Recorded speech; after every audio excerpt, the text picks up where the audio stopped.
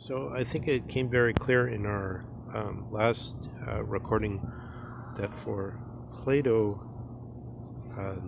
the distinction between the principle of reason, what reason commands, and the demand of family or one's own, which in the modern consideration comes down to us in transformed, possibly bastardized, possibly refined form in the distinction between Gemeinschaft and Gesellschaft. This abyss from which the two sides, as it were, stare at each other from within each other constitutes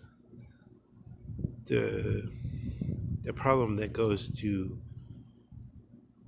the roots of Plato's assumption that truth is good. So one could see if you push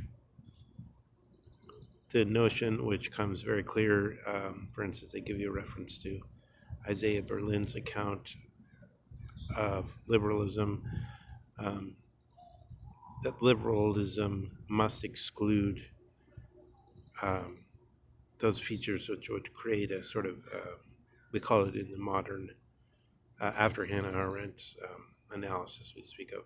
totalitarianism, and you think of the evils propounded by Eric Blair or George Orwell. That somebody, there was a Star Trek Next Generation episode that brought this out with the actor that plays Captain Picard, Patrick Stewart, this question of whether some Romulan had him captive, and he had to say whether it was 4 or 5 lights, I think, and his captor kept insisting, I forget what it was, but let's say he kept insisting that it was 5 lights, but there was really 4, and by the end he couldn't tell, but out of pride he kept insisting that it was 4, but through his senses he could no longer tell whether it was 5 or 4. They had become deranged, and possibly one could say, in this sense, the lower emotional availability to be controlled. I mean,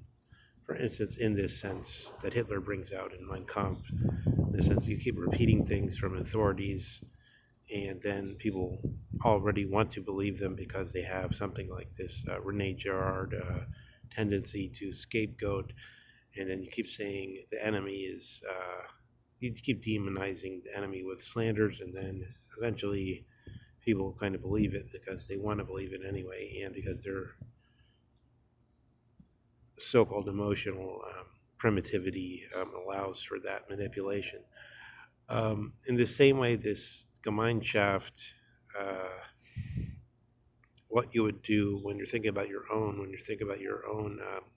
what's good for you is set off against the Gesellschaft, this command about what is rational, what one should do if one is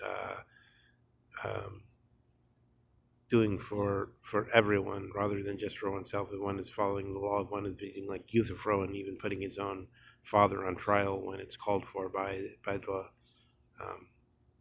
law.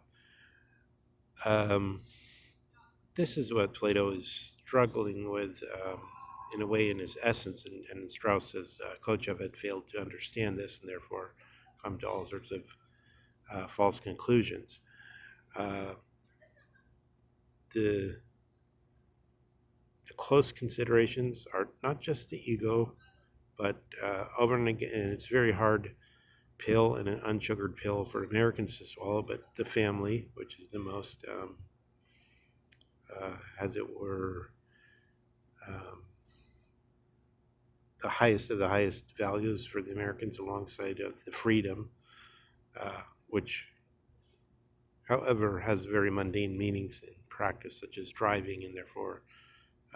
that that General Petraeus justifies the Iraq War on the basis of the need to keep the sea lanes open so that oil can be available during the period when oil was very expensive, and so people could have the freedom to drive, something like that.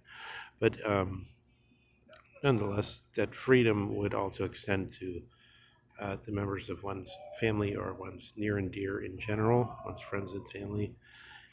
And this is a powerful consideration whereby one is compelled to say one thing in public, the public good, which appears to be an altruistic good or a rational good, pay your taxes because the taxes are good for everyone or something like that. But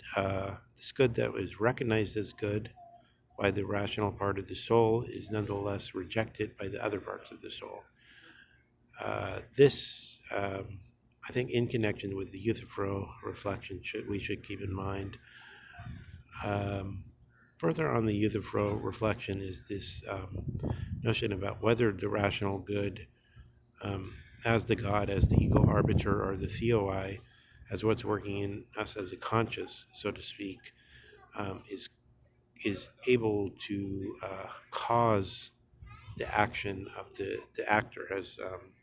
which would then be the autonomous act, according to Kant. So these considerations are flowing across history all the way, at least to Kant, and we can still see them active in our own time in daily empirical terms, if not necessarily as the most crucial points of contestation among the theorists, because among the theorists there's sort of sociological breaks where it's already presupposed what the commitments will be, and if in an apprenticeship, in a PhD apprenticeship, these commitments are in some way de rigueur, it then becomes very difficult, especially because they're de rigueur in a way which is authoritative for the personality. So the people are attracted to certain programs because they already have within themselves tendencies in those directions. And then there's already institutional mechanisms to allow those to be expressed, that formation to be in some way refined individualities to be formed out of those institutions. And so then the commanding heights of the various factions are prefigured by what exists. But so then our need to go back to the considerations of Strauss or Heidegger, who attempt to sweep away all those and go back to the basics, prove to be very attractive to certain persons, such as myself, who want to get to the bottom of the issue rather than champion a faction. But then, of course, it's always possible that there's a number of biasing factors are coming in so that the delusion results, and then we have to be very self-critical in these movements. Because of the great time constraint on these recordings, because of the low memory in my phone, I'll just say that I want to go